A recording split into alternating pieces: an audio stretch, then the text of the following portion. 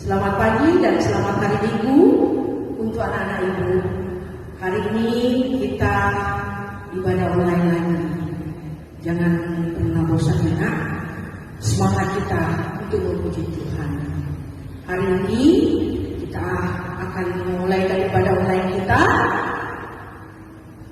Ibu berharap semua dalam keadaan sehat. Ibu sapa dulu ya. Apa kabarnya hari ini? Luar biasa, fantastis. Yes, yes, yes. Ada sukacita? Joy, joy, joy. Sukacita, sukacita. Hari ini tanggal 22 November 2020 dengan tema kita bertumbuh. Siapkan Alkitab, siapkan persembahan kita. Kita akan memulai ibadah kita bernyanyi satu kidung pujian, memasuki gerbangnya dengan hati bersyukur.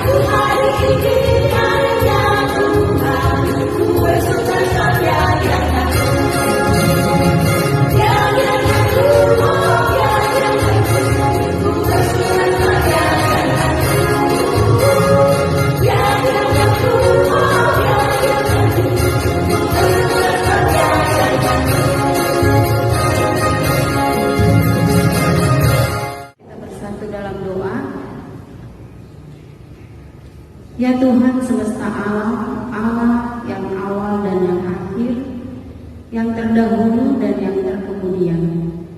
Terima kasih kami persembahkan kehadirat-Mu, karena tuntunan tangan-Mu kami boleh sampai kepada akhir tahun gerejawi pada hari ini. Kami datang beribadah kepada-Mu di rumah-Mu yang kudus ini. Sinarilah kami dengan wajah-Mu, agar kami hidup dalam sukacita, menyongsong masa depan yang telah disediakan Yesus Kristus Tuhan kami. Amin.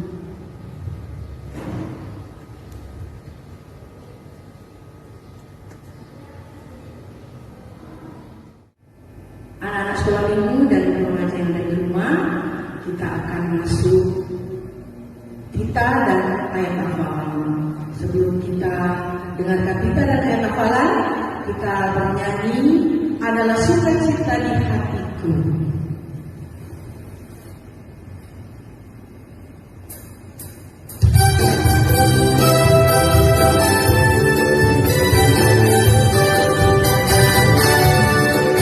Adalah sukacita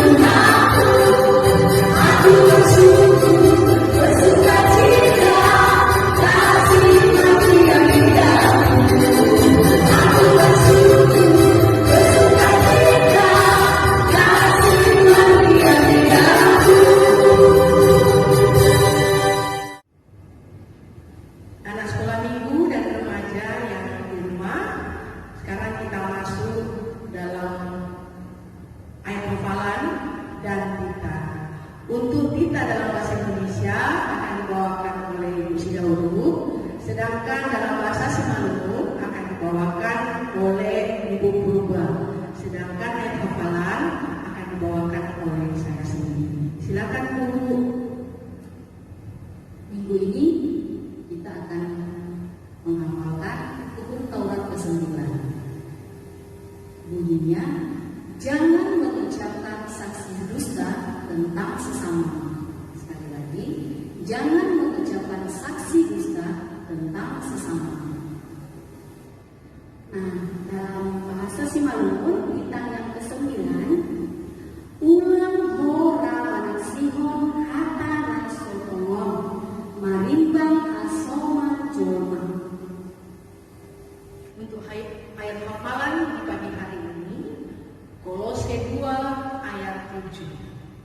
Kolose 2 ayat 7. Hendaklah kamu berakar di dalam Dia dan dibangun di atas Dia. Hendaklah kamu bertambah teguh dalam iman yang telah diajarkan kepadamu, dan hendaklah hatimu melimpah dengan syukur. Dihafal ya anak-anak. Sekali lagi, Kolose 2 ayat 7. Hendaklah kamu berakar di dalam Dia dan dibangun di atas Dia. Hendaklah kamu bertambah teguh dalam iman yang telah diajarkan kepadamu, dan hendaklah hatimu melimpah dengan syukur. Anak sekolah minggu dan remaja, kita akan masuk dalam pembacaan dan renungan awal kita di pagi hari ini. Persiapkan hati dan pikiran kita untuk mendengarkan firman Tuhan. Siapkan hati dan pikiran. Kita akan menyambut ibadah kita di pagi hari ini. Kita akan bernyanyi, inilah rinduku kepadamu.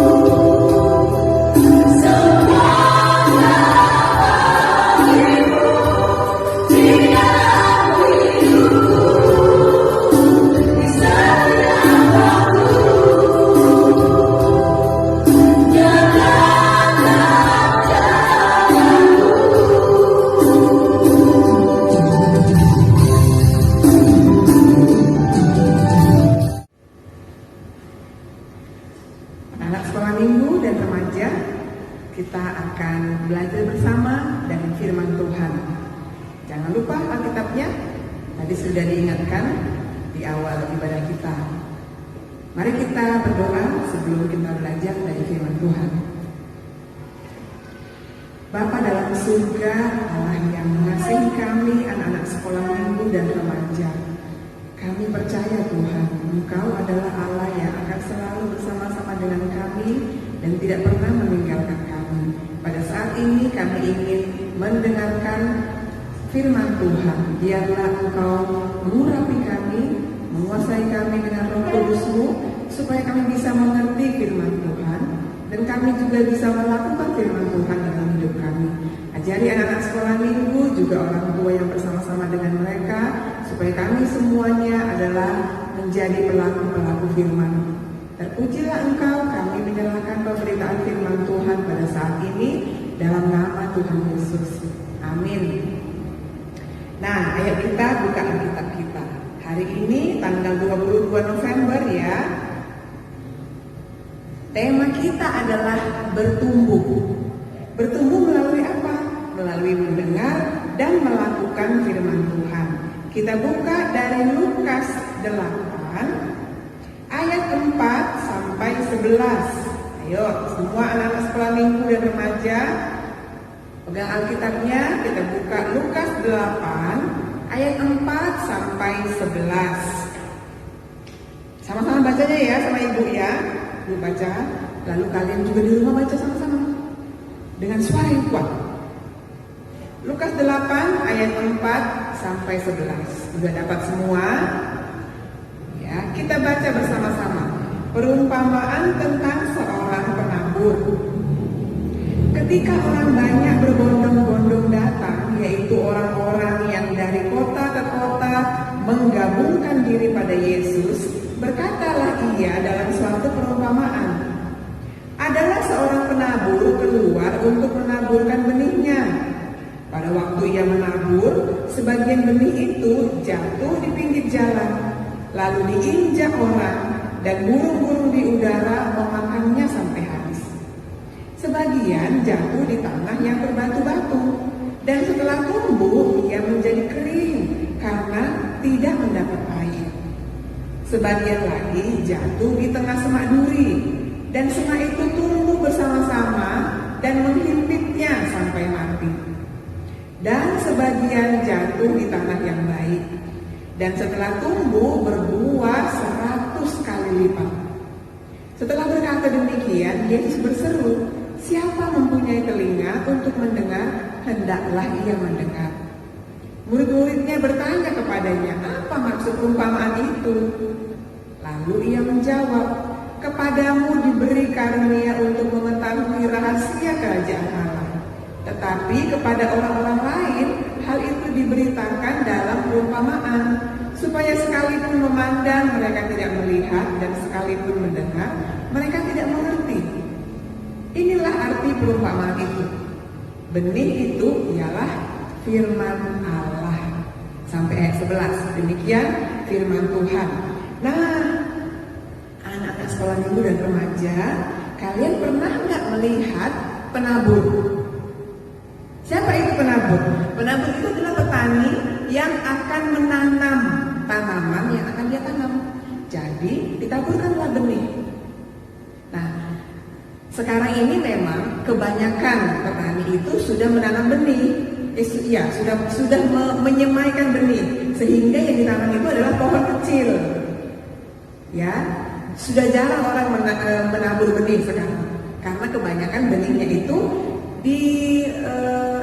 disemaikan dulu, lalu dia tumbuh jadi pohon yang kecil. Setelah itu baru ditanam. Nah, tapi pada zaman dahulu, pada zaman Yesus, semua orang menabur benih kalau dia adalah petani. Nah, coba bayangkan kamu menjadi petani dan kamu menaburkan benih. Apakah kamu berharap benihmu itu akan mati? Tentu saja tidak. Semua petani berharap benihnya tumbuh, lalu besar dan berbuah. Buahnya itu nanti akan dipetik, dipanen, lalu dijual dan menghasilkan uang untuk memenuhi kebutuhan keluarga. Nah, tentu saja petani ini pun berharap benih-benih yang dia tabur itu akan bertumbuh dengan baik, lalu menghasilkan buah yang banyak. Kalau perlu 100 kali lipat, gitu ya. Nah, anak sekolah minggu, ternyata Yesus memberikan perumpamaan ini mau memberitahukan kepada murid-murid bahwa benih yang ditaburi itu adalah firman Tuhan. Ayat 11 tadi kita baca. Nah, waktu petani itu menabur benih, penabur itu menaburkan benihnya. Ternyata ya, nggak semua benihnya itu jatuh di tempat yang baik. Apa-apa aja itu? Nah, coba kita lihat dulu gambar. Ibu punya gambar di sini, seorang penabur benih. Ya, coba kalian lihat, ini dia. Ini tanahnya, gitu ya. Lalu ada semak-semak, ada batu-batu, ada gurun-gurun, lalu tanahnya itu di pinggir jalan, gitu kan? Tanah yang dia mau taburkan benih itu di pinggir jalan. Ada gurun, ada semak-semak, ada batu-batu. Nah, jadi karena benihnya itu ditabur, ada yang tertiup angin, maka ada yang jatuh di mana? Ya, di ayat berapa itu di situ disebutkan? Ada yang jatuh di ayat 5. Sebagian benih itu jatuh di pinggir jalan. Nah, coba di pinggir jalan ya. Kalau di pinggir jalan itu berarti dia sering dilalui orang, diinjak. Kalau nggak diinjak, ada burung yang lewat, kemudian dilihat benihnya dimakan sama burung. Sehingga benihnya tentu saja tidak akan tumbuh, ya, karena sudah mati sebelum dia tumbuh. Lalu kemudian yang berikutnya jatuh di mana? Ayat 6. Sebagian jatuh di tanah yang berbatu-batu. Kalau tanahnya berbatu-batu tumbuh nggak?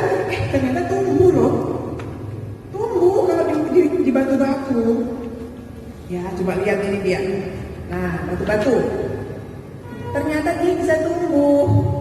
Tapi tumbuhnya hanya sebentar. Kenapa? Karena kalau dia makin besar, dia makin membutuhkan makanan dan membutuhkan banyak air. Di batu-batu ya janganlah ada air, sedikit air, apalagi kena panas matahari. Maka dia hanya bertumbuh kecil, lalu tidak lama kemudian dia mati karena tidak mendapatkan air. Berikutnya, di mana lagi dia jatuh?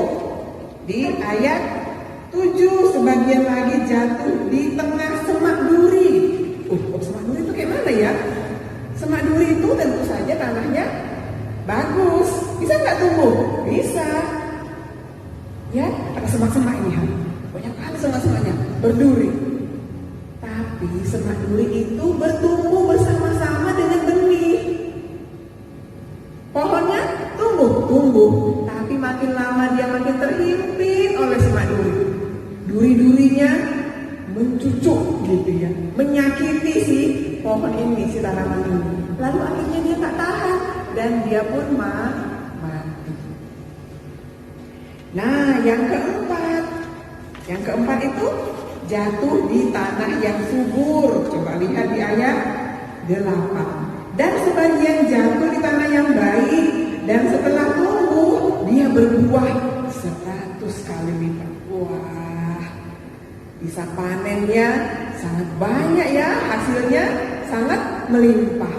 Nah, adik-adik, kalau benih itu diumpamakan adalah firman Tuhan, itu sama seperti sekarang, ya kan? Jadi ibu adalah penabur benihnya, ibu tabur firman Tuhan kepada kamu. Lalu benih itu akan jatuh di mana? Di dalam diri kamu, dalam hati kamu, di dalam hati anak-anak sekolah minggu, di dalam hati setiap orang yang mau mendengar firman Tuhan. Tapi ternyata nggak semua hati diri kita adalah tanah yang subur dan tanah yang baik untuk bertumbuhnya firman Tuhan. Nah, kenapa ya? Kira-kira kalau seandainya firman Tuhan jatuh di hati yang seperti di pinggir jalan. Nah, di ayat 11 ya berikutnya, Tuhan Yesus mengatakan burung-burung itu, orang-orang itu ibarat iblis. Nah, kalau anak-anak sekolah minggu lagi mendengar firman Tuhan, apakah iblisnya pergi? Tidak, iblisnya tetap di dekat kamu, menggoda-goda kamu. Ya kan? Siapa yang digoda? Misalnya, Brian, ganggu adikmu Brian, ganggu siapa ya? Kita suruh ganggu si Elo, ganggu dia supaya dia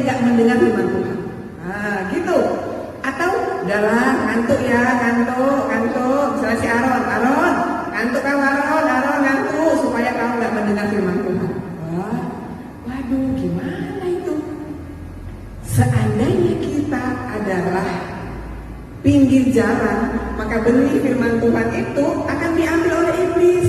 Dan kita mau ngantuk, kita mau mengganggu, kita mau mengikuti godaan iblis waktu mendengar firman Tuhan. Ya, firman Tuhannya pergi, pulang dari kebaktian atau selesai dari ibadah sekolah minggu, apakah firman Tuhannya nempel? Apakah ada yang diingat? Enggak ada. Yang kedua, kalau kita adalah tanah berbatu-batu, firman Tuhannya kita dengar, terus kita ingat, bertumbuh gak? Bertumbuh, tapi hanya sebentar.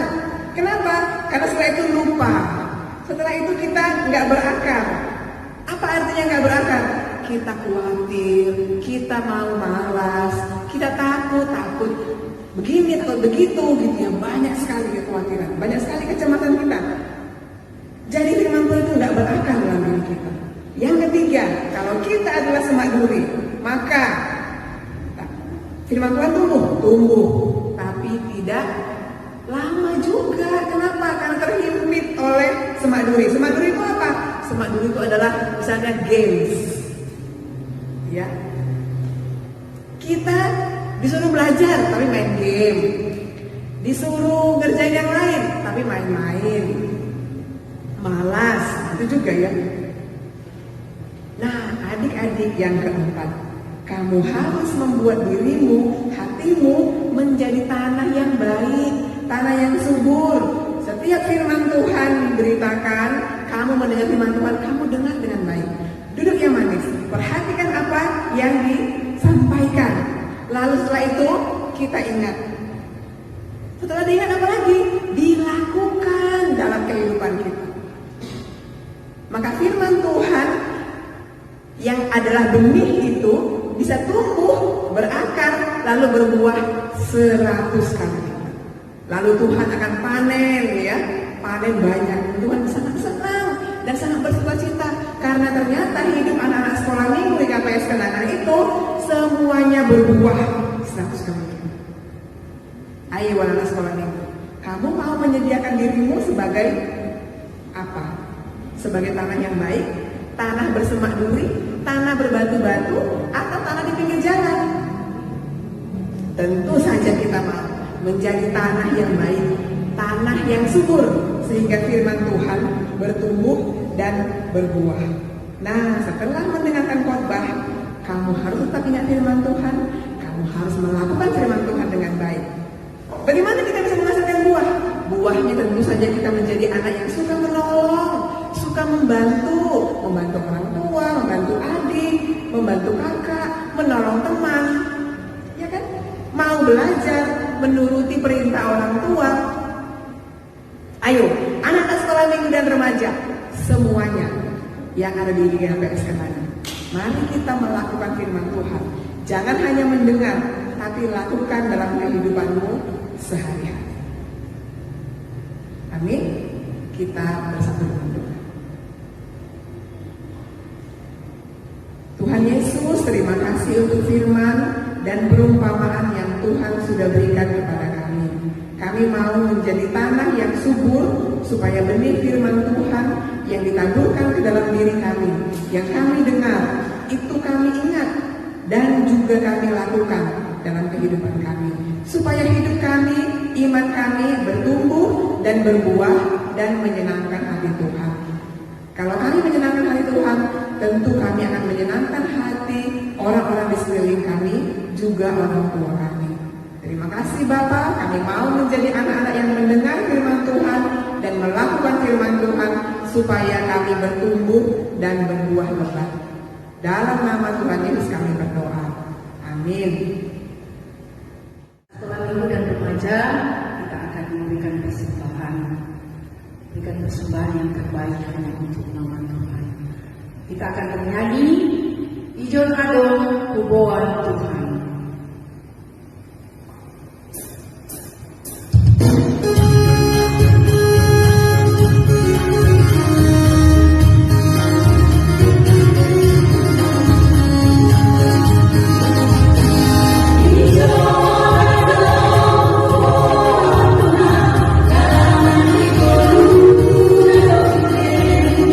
Saya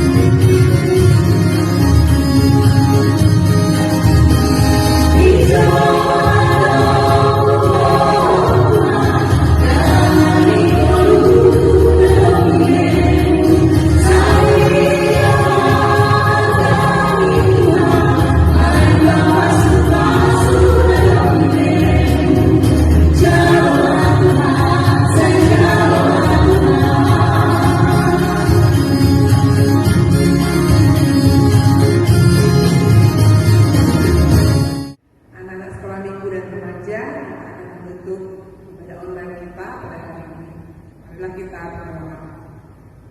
Tuhan Allah Bapa kami, Allah yang hidup dan kekal, puji dan syukur kami persembahkan kehadiran-Mu atas keselamatan yang telah Engkau berikan kepada kami melalui anak-Mu Yesus Kristus Tuhan kami. Dalam perayaan akhir tahun gerejawi ini, kami kembali mengingat saudara-saudara kami yang telah terlebih dahulu pergi meninggalkan kami. Hal ini mengingatkan kami akan kebenaran firman-Mu yang mengajarkan bahwa segala sesuatu akan berakhir karena tiada yang abadi kecuali firman-Mu.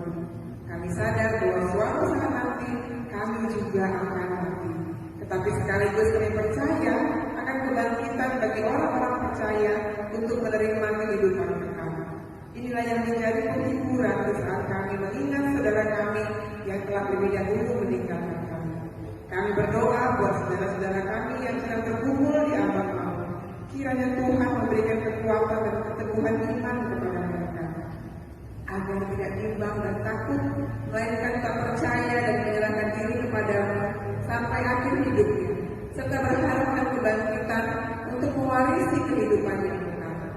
Ranilah jiwa dan pikiran kami oleh Roh Kudus yang selalu mengingatkan kami akan akhir dari kehidupan ini, supaya kami senantiasa berserah kepada-Mu hingga akhir hayat kami. Dengarkanlah doa yang kami sampaikan di dalam nama Tuhan Yesus Kristus Tuhan kami. Amin. Marilah kita mengucapkan doa Bapa kami. Bapa kami yang di surga, dikuduskanlah nama-Mu, datanglah kerajaan-Mu, jadilah kehendak-Mu di bumi seperti di surga. Berikanlah kami pada hari ini makanan kami yang secukupnya, dan ampunilah kami akan kesalahan kami, seperti kami juga mengampuni orang yang bersalah kepada kami. Dan janganlah bawa kami ke dalam pencobaan, tetapi lepaskanlah kami daripada yang jahat, karena Engkau-lah yang mempunyai kerajaan dan kuasa dan kemuliaan sampai selama-lamanya.